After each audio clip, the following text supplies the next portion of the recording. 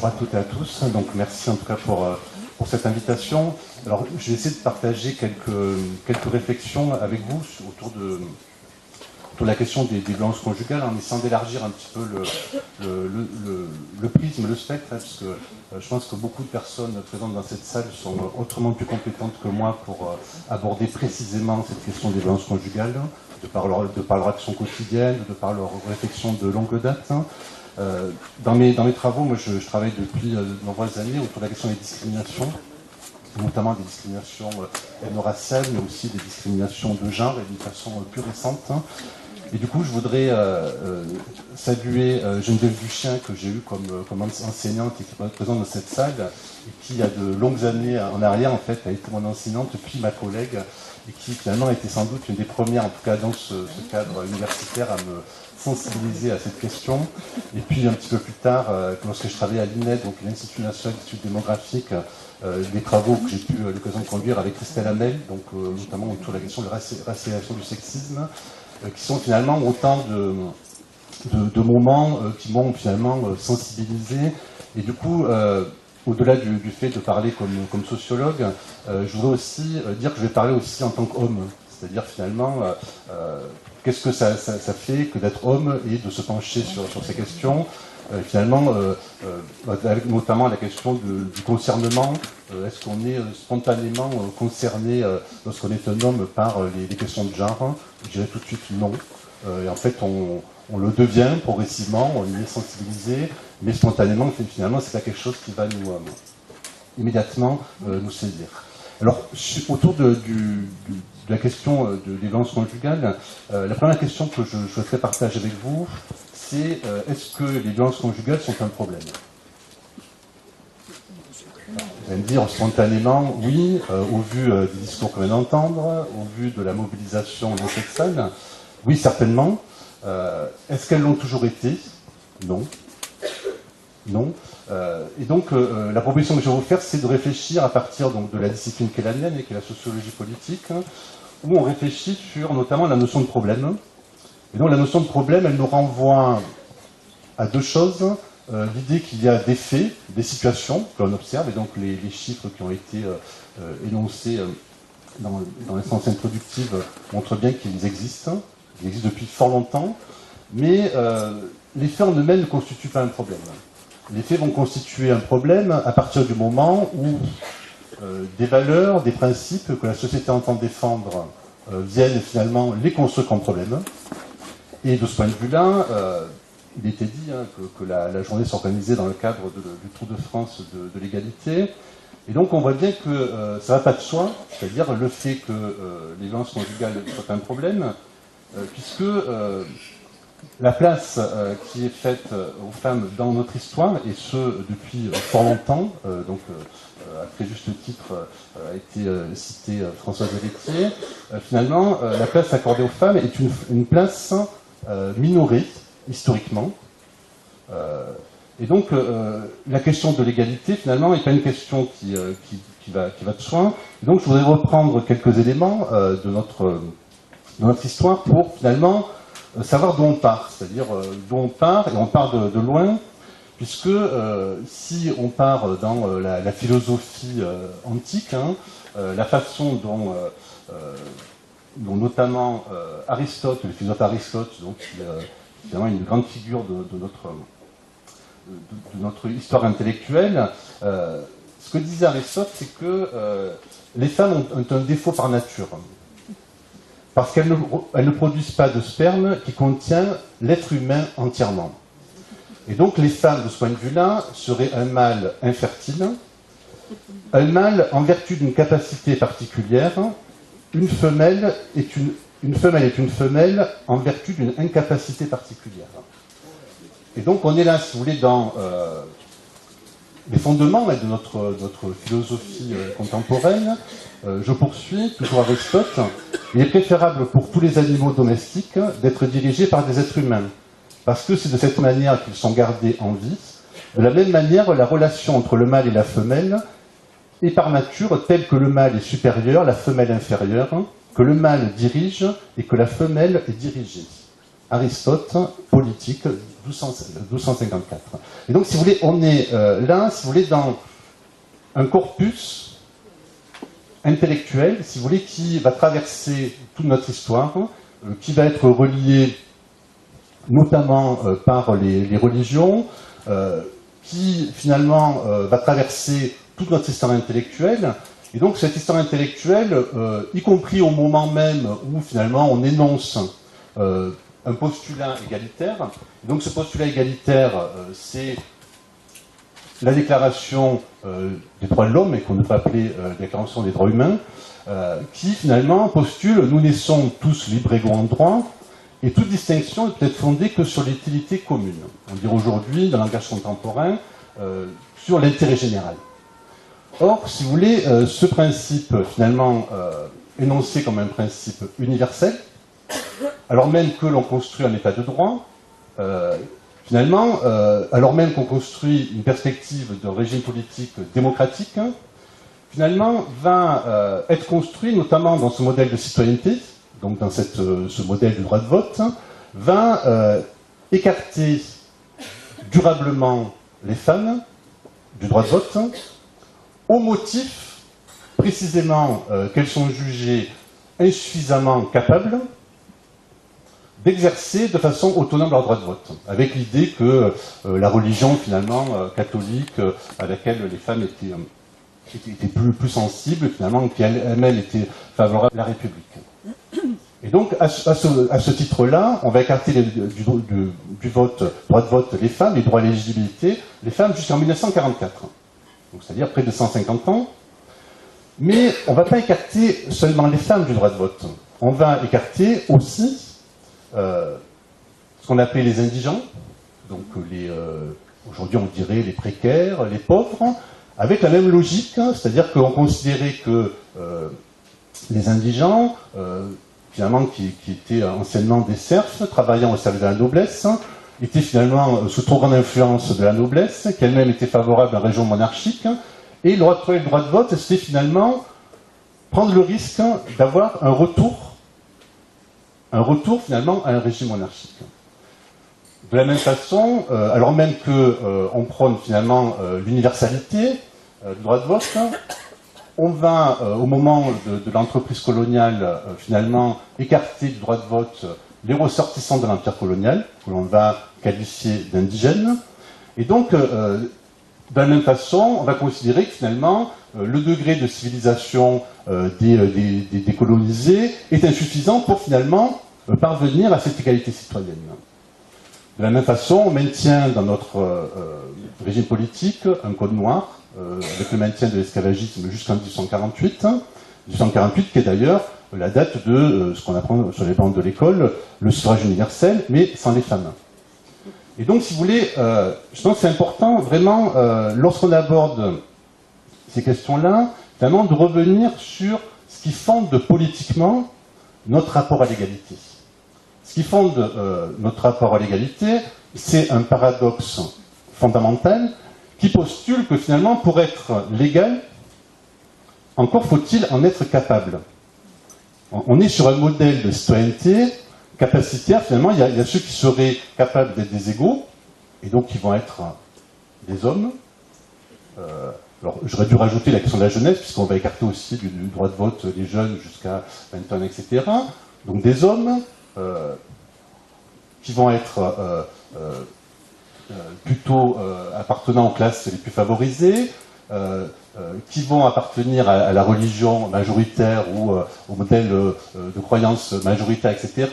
Et donc, si vous voulez, ce qui est important de bien comprendre, c'est que dans ce modèle tel qu'il se fonde, en fait, on a un rapport paradoxal à l'égalité, puisque en même temps, on postule la capacité, et en même temps, on va construire d'une certaine façon des incapacités à pouvoir accéder à l'égalité. Qu'est-ce que ça signifie? Ça signifie que lorsque on fait de l'analyse de politique publique, on dit dès lors qu'on a un problème, en fait, on va mettre des normes qui vont être finalement convergentes avec les termes du problème. Or, qu'est-ce qu'on va observer dans notre histoire jusqu'à une période récente? C'est que finalement, on va construire donc cette construction d'un rapport inégalitaire, et en même temps, le droit va venir légitimer les inégalités. C'est-à-dire, le droit inscrit l'incapacité juridique des femmes, et le Code civil Napoléon de 1804 va finalement venir confirmer cette incapacité civile et construisant de ce point de vue-là les femmes comme des mineurs juridiquement, en sociologie on va dire comme une population minorisée. En même temps, on va aussi considérer que, donc il y a ce postulat d'incapacité, mais on va interdire dans le même temps aux femmes d'accéder aux études supérieures, etc., etc. Et donc, si vous voulez, autour de la question de qu'est-ce qu'un problème, ce qui est important de voir, c'est que dans l'histoire, dans notre histoire intellectuelle, assez souvent, bien, effectivement, on se pense descendant des Lumières, c'est-à-dire mu par cette universalité, par cette liberté, par cette égalité. Or, dans notre histoire intellectuelle, nous sommes aussi les descendants, de point de vue intellectuel, ce qu'on appelait les théories racialistes. Et lorsque je dis les théories racialistes, ce sont des théories qui englobaient tour à tour les femmes, les jeunes, les pauvres, etc., qui finalement étaient disqualifiés dans le modèle politique. C'est-à-dire considérant qu'il y avait une impossibilité structurelle à accéder à l'égalité. Et donc la question de l'égalité en droit, eh bien, va être effectivement l'objet de lutte des populations et des groupes qui ont été minorisés. Si on prend la période révolutionnaire, alors bien entendu, nos grands philosophes ont écrit plein de belles choses sur la liberté, l'égalité, etc. Mais effectivement, il y avait une part d'ombre. Et toutes celles d'entre vous et ceux d'entre vous qui ont étudié les textes sur le sexisme, le féminisme, etc., d'un point de vue historique, savent combien, par exemple, Rousseau était de ce point de vue-là plein d'ambivalence. Ce qui est moins le cas de Voltaire ou de Montesquieu, etc. Mais il y avait finalement, vu d'aujourd'hui, une lecture, une vision du monde, qui était une vision du monde foncièrement sexiste. Mais à côté, on avait une pensée qui, elle, était beaucoup plus explicitement racialiste. Cette pensée va traverser toute notre histoire. Et je prendrai des épisodes, finalement, de lutte minoritaire. Tout le monde connaît Olympe de Gouges, donc pour ses écrits qui vont la rendre célèbre bien au-delà de nos frontières à l'échelle internationale, comme des figures symboliques du féminisme pour avoir écrit les droits de la femme et de la citoyenne, avec cette phrase célèbre où elle disait si les femmes peuvent monter sur l'échafaud, elles doivent pouvoir monter à la tribune. Or, ce qui va la rendre célèbre, c'est que Olympe de Gouges va être condamnée par les révolutionnaires eux-mêmes pour propos réactionnaires et subversifs. Et donc, effectivement, elle finira sur l'échafaud et ne montera jamais à la tribune. Et puis, plus tard, au moment de la Commune, là aussi, c'est un moment, lorsqu'on parle de la Commune, on pense tout de suite, finalement, à des luttes minoritaires, finalement, engagées autour de la question des classes sociales, c'est-à-dire plutôt de lecture en termes de classe sociale. Or, on sait bien que les communards étaient surtout des communardes, qui étaient extrêmement nombreuses, qui, au moment de ce moment historique éphémère, revendiquer le droit à percevoir leur salaire, le droit à divorcer, etc. Donc on avait finalement des luttes croisées, mais toujours des luttes conduites par les personnes qui sont en position minoritaire. Or, pendant très longtemps, qu'est-ce qu'on a eu comme trace historique de la Commune? On a eu les écrits d'un auteur qui s'appelle Gustave Le Bon, donc qui est le père fondateur de la psychosociologie, donc une des disciplines qui est enseignée aujourd'hui à l'université, donc ça s'appelle la psychologie des foules. Et Gustave Le Bon, en 1870, est assez proche finalement des positions de tiers contre les communards, Et lorsque Gustave Le Bon, donc, qui aujourd'hui est une référence, lorsque vous étudiez la psychosociologie en première année, en fait, on commence par Gustave Le Bon, comme en sociologie, on va commencer par Émile Durkheim. Eh bien, qu'est-ce qu'écrit Gustave Le Bon? Comment il décrit le phénomène donc de la commune? Eh bien, il dit en fait, on est face à un phénomène irrationnel qui n'est pas porté finalement par une perspective politique, une perspective finalement de recherche d'égalité, de plus de justice sociale, etc. Mais en fait, il fait toute une analogie animalière où il compare tour à tour les femmes à des poules, à des pintades. Et donc il dit, en fait, elles s'agitent dans les rues de Paris, notamment, sans savoir pourquoi. Il compare les jeunes qui sont effectivement mobilisés toujours dans cet épisode éphémère de la commune à des chiens errants. Et puis, il compare aussi les ressortissants de l'empire colonial déjà présents en métropole, et notamment les Noirs, qu'il compare à des singes ou à des gorilles. Et donc, si vous voulez, on a là, parmi finalement, dans notre pensée, finalement, toute cette pensée racialiste qui traverse les sciences humaines et sociales, qui traverse la médecine. Alors, certains d'entre vous ont dû entendre parler de Pierre Roussel ou du professeur de médecine Cabanis, qui finalement ont écrit énormément de choses et qui finalement véhiculent toujours cette pensée racialiste. Et donc, si vous voulez, on ne peut pas faire l'impasse, finalement, de bien voir qu'on est dans ce que Françoise Héritier appelait l'ambivalence différentielle des sexes. On est dans quelque chose qui est structurel. Et donc, la question qui se pose lorsque je pose la question de est-ce qu'il y a un problème? Les faits préexistent depuis bien longtemps. Qu'est-ce qui se passe? Ce n'est pas les faits qui changent. La question, c'est la science, finalement, des valeurs, des principes d'égalité, finalement, qui vont venir construire ou pas le problème. Et de ce point de vue-là, qu'est-ce qui se joue dans cette longue histoire, hein? Il se joue aussi dans ces rapports qui ne sont pas des rapports d'égalité, qui sont des rapports sociaux qui sont fondamentalement, profondément inégalitaires, hein? Des rapports sociaux de genre, des rapports sociaux de classe, des rapports sociaux de race, hein, et je mets des guillemets, où finalement, ces rapports-là, en fait, sont naturalisés, sont essentialisés, c'est-à-dire qu'ils sont construits comme étant normaux. C'est-à-dire qu'ils deviennent la norme.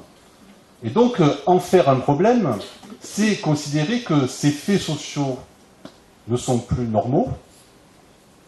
Et ça ne va pas de soi, parce que dans la façon dont le problème est construit, et en sociologie, on va parler de majoritaire et de minoritaire, qu'est-ce qui caractérise le majoritaire? Et donc c'est pour ça que je disais, j'ai parlé aussi en tant qu'homme, c'est la position du majoritaire, c'est aussi celui qui a la certitude de détenir les bonnes normes. Et le minoritaire, finalement, dans ce rapport social, qui est un rapport de pouvoir, et ce rapport de pouvoir, il se joue dans des rapports symboliques, extrêmement forts, extrêmement puissants, extrêmement dissuasifs, dès lors que, finalement, l'expression minoritaire va se formuler. Et donc, il me paraît important, si on réfléchit à la question des normes, c'est-à-dire comment on construit un problème, et un problème, c'est avant tout un construit social. Qu'est-ce qu'on va observer? Pourquoi, finalement, eh bien, les femmes qui peuvent être confrontées, victimes de violences conjugales, ne vont pas si facilement porter plainte, ne vont pas si facilement en parler autour d'elles? Eh bien, parce qu'elles sont prises aussi dans ce rapport social. Et que se poser en victime n'est pas quelque chose qui, finalement, va de soi. C'est-à-dire, effectivement, on voit bien la perspective du droit, et elle est importante. Hein, ça a été rappelé dans l'introduction préalable. Et donc, effectivement, c'est une perspective, un horizon souhaitable, on voit bien qu'en amont, en fait, il y a énormément d'obstacles qui sont posés au fait de pouvoir exprimer. Et donc, si on prend la situation actuelle, Monsieur le Préfet tout à l'heure a fait référence à l'affaire Weinstein. L'affaire Weinstein, c'est, je veux dire, ce que j'ai un petit peu provocateur, mais une opportunité. C'est une opportunité parce que il y a eu bien avant et depuis bien longtemps des personnes qui, y compris dans le showbiz hollywoodien, je pense à cette actrice américaine qui jouait dans les films de Hitchcock, Les Oiseaux et Pas de printemps pour Marnie, donc qui a été victime d'actes tout à fait semblables à ce que peuvent vivre les actrices aujourd'hui. Or, ça n'a pas produit le même effet. Parce que la question du problème, la question c'est comment ce problème devient un problème public. Un problème public, c'est-à-dire un problème dont vont se saisir les institutions. Et c'est pour ça que, effectivement, on voit bien qu'aujourd'hui, l'affaire Weinstein provoque effectivement une mobilisation politique, institutionnelle, qui est extrêmement importante, parce que le risque, si vous voulez, c'est aussi d'imputer la responsabilité de construction du problème aux seules personnes concernées. C'est-à-dire l'idée sur laquelle la parole serait enfin libérée, à mon avis, est factuellement tout à fait injuste. La parole est libérée depuis fort longtemps. Et je vais reprendre l'expression qu'a utilisée Sandrine Rousseau, donc qui a été l'objet de violences sexuelles de la part du député Denis Baupin, donc qui a écrit un ouvrage qui s'appelle Parler. Elle dit ceci, elle dit les femmes parlent depuis longtemps, mais dans le vide. Et la question c'est ça, c'est-à-dire la question c'est pas tant la libération de la parole, l'expression, la question c'est qui va l'entendre, qui finalement va être l'interlocuteur, et d'où l'importance de la présence effectivement des réseaux professionnels, des mobilisations institutionnelles, parce que la question c'est finalement qui va se faire l'écho de cette parole. Or, si vous voulez, dans les travaux que j'ai pu conduire sur la question des discriminations, notamment ethno-raciales, mais aussi de genre, si vous voulez, ce qui est saisissant, c'est la difficulté aussi à se poser en victime. C'est-à-dire, ça veut dire quoi se poser en victime face à des actes qui touchent aux relations intimes, qui affectent l'individu au plus profond de lui-même, avec des effets psychosociaux qui sont considérables. Se poser en victime, c'est se mettre à nu. Et donc, effectivement, ça ne va pas de soi. Et donc, de ce point de vue-là, on a, si vous voulez, une difficulté considérable. C'est-à-dire qu'on voit bien que l'enjeu, c'est que les personnes, à terme, puissent se penser, se considérer, être considérées comme des victimes, pour que le droit puisse faire son œuvre dans des voies judiciaires. Mais on voit bien aussi comment, en permanence, dans ce rapport social, dès lors que, finalement, il y a des aspirations à faire évoluer les mœurs, à révéler tel ou tel problème d'inégalité structurelle dans la société, dont font partie les violences conjugales, eh bien, on voit une tendance à invoquer une notion sur laquelle j'ai eu l'occasion de travailler, qui est la notion de victimisation. Et donc, il y a une injonction, finalement, qui est faite aux personnes de se poser en victime, et en même temps, il y a une véritable chape de plomb, qui dit attention au risque de victimisation. Ça veut dire quoi, victimisation? C'est-à-dire, on vous fait l'injonction de vous poser en victime, et en même temps, on vous alerte sur le risque de ne pas exagérer sur ce statut de victime. Et donc, on a une injonction contradictoire, et cette injonction contradictoire, quel effet elle a?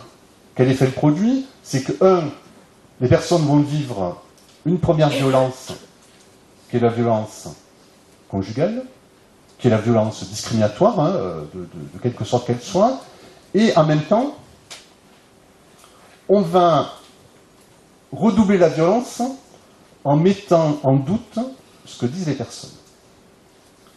Et donc, on voit bien, si vous voulez, notamment alors, dans les positions qu'on observe aujourd'hui avec l'affaire Weinstein et tout ce qui s'ensuit, eh bien, on observe, là aussi dans les médias, ça ou là, parce que du coup, n'étant pas un spécialiste des questions, du coup, j'ai lu beaucoup, je me suis beaucoup informé dans les périodes qui précédaient, sur finalement quelles ont été les réactions autour de l'affaire Weinstein. Eh bien, on voit assez rapidement des personnes des journalistes qui vont dire mais attention au risque de victimisation sur le hashtag balance ton porc ou MeToo, attention, des personnes qui vont dire, notamment alors, assez souvent des journalistes et puis des hommes ou des observateurs de l'actualité, qui vont dire on voit du tout du n'importe quoi, attention au risque de victimisation, etc.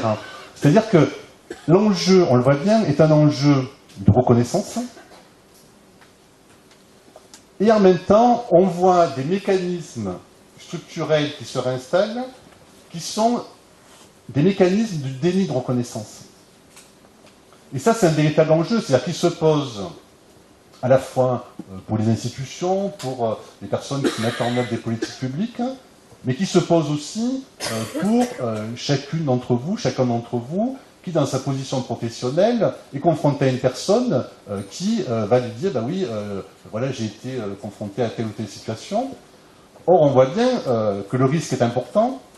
Si la personne, finalement, sent qu'il y a un risque de déni de reconnaissance, il est à peu près certain qu'elle ne dira rien. Et là, il y a un véritable enjeu en termes de posture, c'est-à-dire que la construction du problème, effectivement, elle doit s'appuyer sur les premières concernées, les premiers concernés lorsqu'on est dans des cas de violence conjugale qui touchent des hommes, bien entendu, mais elle ne peut se faire que finalement dans une chaîne d'acteurs qui effectivement va participer à la construction et à la reconnaissance du problème. Et donc à ce moment-là, effectivement, les normes qui sont aujourd'hui élaborées, construites, effectivement, vont pouvoir venir soutenir les positions, sachant que historiquement, effectivement, on a maintenu la notion de devoir conjugal pendant de nombreuses années dans le droit, etc. Donc en fait, effectivement, le droit aujourd'hui est au service des personnes qui sont confrontées à des violences conjugales, ce qui n'était pas le cas historiquement. Donc effectivement, de ce point de vue-là, on voit bien qu'on a une perspective qui est plutôt positive. Il n'empêche que le chemin à accomplir reste long, parce qu'effectivement, on va en permanence ces risques de retournement où finalement l'enjeu c'est de construire un problème public.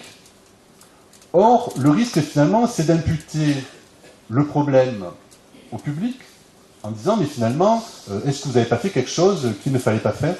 Et donc je pense à un article que j'ai lu d'une avocate du barreau de Paris qui disait mais finalement la question qu'on pose souvent aux femmes qui sont victimes d'agressions sexuelles, c'était qu'est-ce que vous faisiez à 4h du matin dans la rue?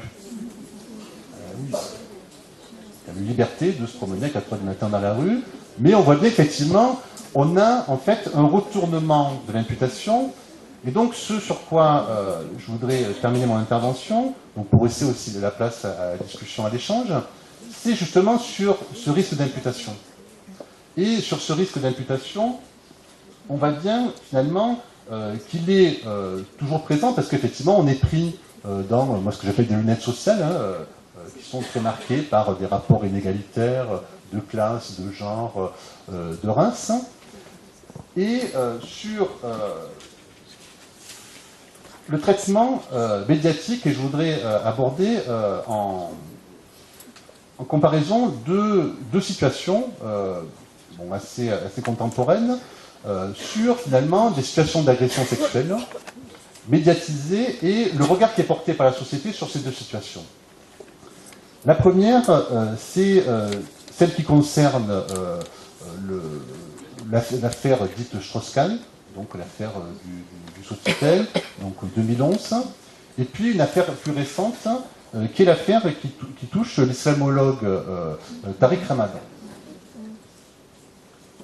Et donc sur le regard qui est porté sur ces deux situations, on voit bien la difficulté qu'on a eu en France, finalement, à spontanément reconnaître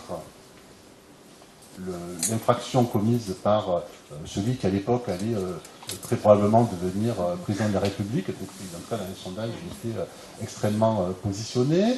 Et donc, on a bien vu, si vous voulez, comment, finalement, ses proches eh bien, ont cherché à le défendre. Et donc, il y a eu des termes qui ont été utilisés dans les médias. Je pense notamment à ce qu'a dit le fondateur du hebdomadaire Marianne, Jean-François Sacal, qui finalement a parlé d'un troussage de domestiques. Ou encore, lorsque l'ancien ministre de la Culture et de l'Éducation nationale, Jacques Lang, a dit « il n'y a pas mort d'homme ». Et donc, c'est-à-dire que face à cette situation, en fait, on voit bien une relativisation du fait où on a un homme blanc, puissant, un homme de pouvoir, qui, effectivement, a une relation contrainte, forcée avec... qui force et contraint cette femme de chambre, donc... avoir cette relation. Et là, on est, si vous voulez, typiquement dans cette approche de classe, c'est-à-dire on a une femme issue d'un milieu modeste, qui est une femme, qui est noire. Et du coup, finalement, on voit bien dans la défense, et donc, évidemment, on va relativiser l'affaire. Et puis, si on prend... l'affaire concernant l'islamologue et le professeur Tariq Ramadan, eh bien, on a là aussi donc un homme de pouvoir, influent, qui va commettre en tout cas des actes de violence sexuelle répétés.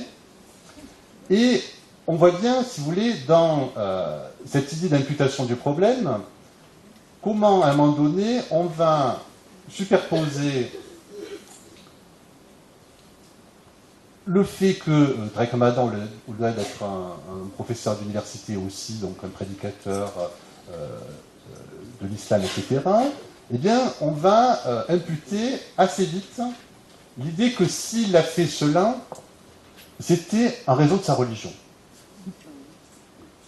Et donc on a une forme d'imputation où finalement on va superposer la question de la religion, donc une imputation qui du coup va amener aussi des questionnements, et je pense à, j'ai suivi ça d'assez près sur comment dans un premier temps le journal Libération puis ensuite Le Monde vont demander aux musulmans de se prononcer et finalement de condamner Tariq Ramadan. Et donc, si vous voulez, c'est assez étonnant parce que, de mon point de vue, on a deux affaires qui sont assez semblables. On n'a pas demandé, au moment où Louis Strauss-Kahn a fait ce qu'il a fait au Parti Socialiste, ou je ne sais pas, en tout cas, à qui on aurait pu demander de dire, voilà, désolidarisez-vous. En fait, ben, effectivement, ses proches, ses amis ont fait front pour essayer de le défendre. Si vous voulez, de ce point de vue-là, je pense que ça met en situation, et notamment dans ce que j'ai pu lire sur cette situation-là, c'est comment finalement des associations qui travaillent justement dans des perspectives intersectionnelles, et je pense notamment à l'association LALAB, qui est une association région parisienne, qui finalement s'est vue harcelée par les médias en disant « prenez position, on a besoin de savoir ce que vous pensez ». Et la réaction de LALAB, qui est effectivement très embêtée de cette situation-là, en disant « mais si finalement, eh bien, spontanément, on dénonce Tariq Ramadan, eh bien, le risque, c'est finalement le risque de faire le jeu de personnes qui sont sur des positions de type raciste, islamophobe, etc. Si on ne le fait pas, effectivement, ben, on ne défend pas notre cause. Et donc leur position, qui me paraît tout à fait juste et intéressante, mais qui en même temps montre la difficulté dans laquelle ils étaient confrontés, a été de dire, quelle que soit l'identité de la personne qui est incriminée, donc y compris c'est Tariq Ramadan qui est une des grandes figures voilà, pour les personnes qui se reconnaissent dans la religion musulmane, eh bien, peu importe son identité, il faut que cette personne soit condamnée. Et ça me paraît très important, c'est-à-dire dans la perspective d'une approche intersectionnelle, c'est finalement comment finalement on réfléchit aussi donc aux effets de l'imputation, parce que lorsque finalement on présuppose une imputation qui serait liée à la religion, en fait on est dans un processus d'essentialisation de la religion, de naturalisation de la religion, où finalement le fait même d'être de confession musulmane amènerait finalement à dire mais c'est normal parce que les musulmans sont comme ça. En fait, ce sur quoi je voudrais insister, c'est qu'en fait on a affaire au même mécanisme.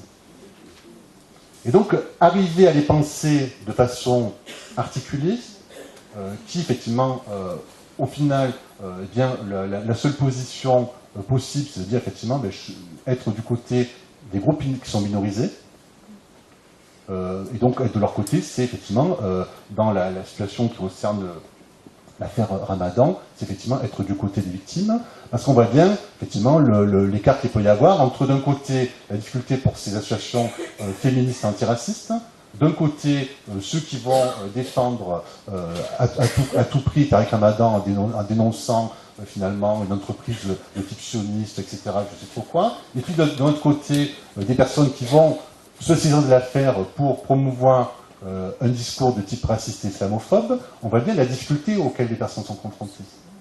Et du coup, si vous voulez, dans l'appréhension du problème, parce que j'imagine que la situation peut arriver, c'est-à-dire d'une personne qui est victime de violence conjugale, qui vient donc à un accueil dans le réseau que vous animez. La question c'est quel est le regard qu'on va porter sur la personne qui vient nous voir.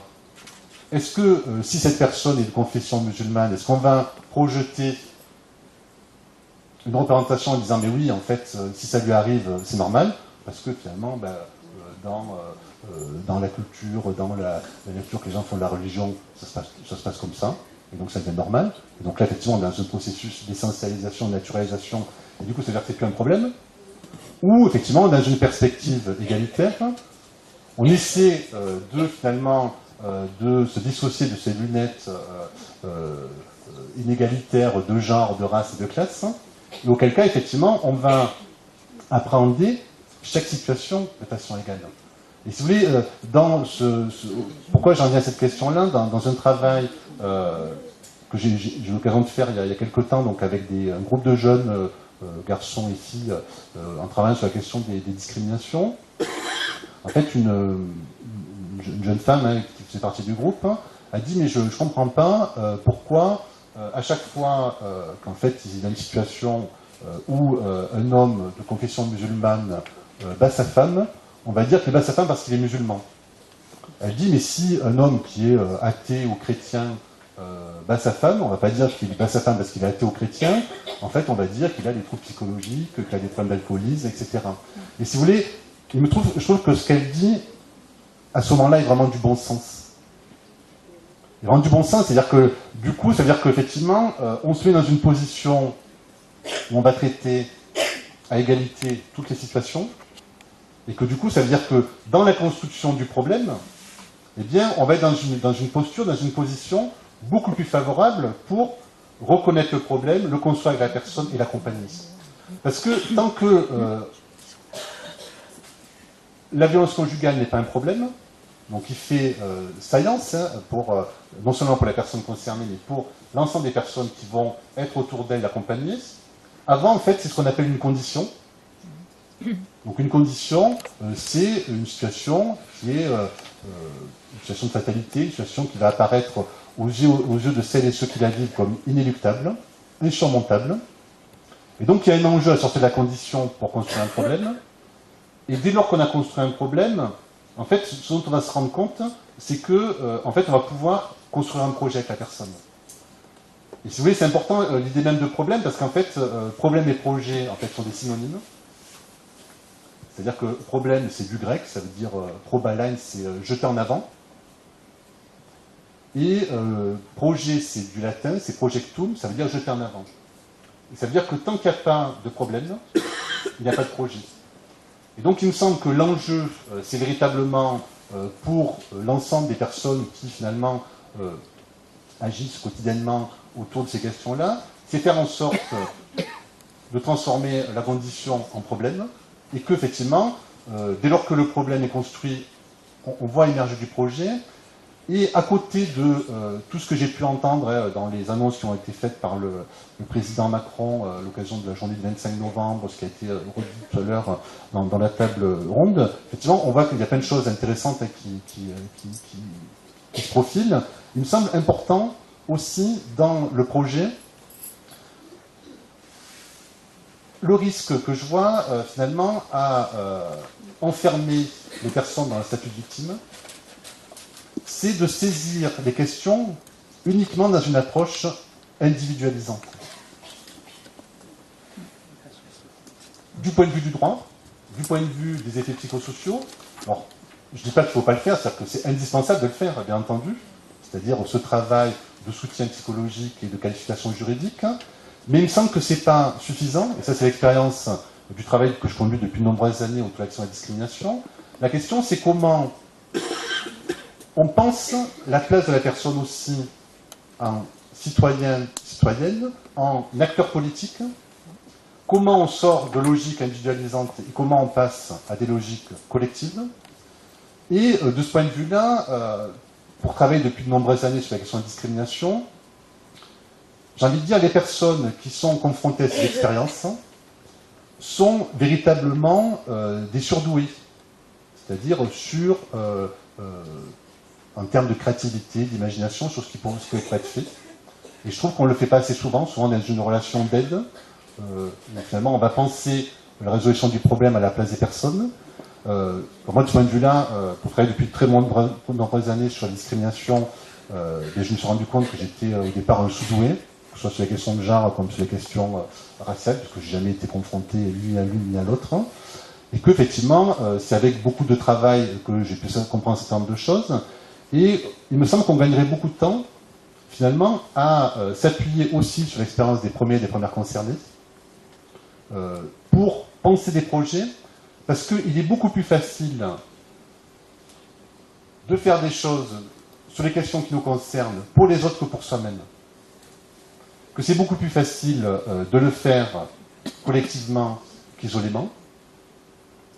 Et de ce point de vue-là, je pense que certains d'entre vous ont dû entendre parler d'expériences conduites dans les années 70 aux États-Unis par l'entremise du sociologue Samuel Alinsky, qui travaille sur la notion de développement du pouvoir d'agir, d'empowerment, et qui montre très bien ce mécanisme, finalement, comment on passe d'une condition à un problème, d'un problème à un projet. Et donc le projet, il est à la fois effectivement le changement de notre société, le changement de son droit, etc. Mais c'est aussi redonner toute leur place politique aux personnes qui sont confrontées à ces violences et à ces discriminations. Il me semble là qu'on a véritablement un enjeu, donc qui est effectivement de surmonter ces problèmes. Et je finirai mon intervention par cette phrase qu'on a extrait en tout cas d'un ouvrage d'Aimé Césaire, donc c'est des jeunes avec lesquels je travaillais, qui pour la plupart d'entre eux étaient noirs ou d'origine nord-africaine, et à qui j'avais dit en fait, c'est intéressant en tout cas beaucoup de choses dans ce que vous essayez de travailler qui rejoignent ce que disait Aimé Césaire, et qui m'ont dit non, on ne sait pas qui c'est Aimé Césaire. Et donc ils ont extrait cette phrase qui me paraît tout à fait significative sur les enjeux que pose cette journée. Aimé Césaire dit ceci, et il me semble que son propos est un propos de nature universelle. Une civilisation qui s'avère incapable de résoudre les problèmes que suscite son fonctionnement est une civilisation décadente. Une civilisation qui choisit de fermer les yeux à ses problèmes les plus cruciaux est une civilisation atteinte. Une civilisation qui ruse avec ses principes est une civilisation moribonde. Aimé Césaire, 1950. Merci pour votre attention.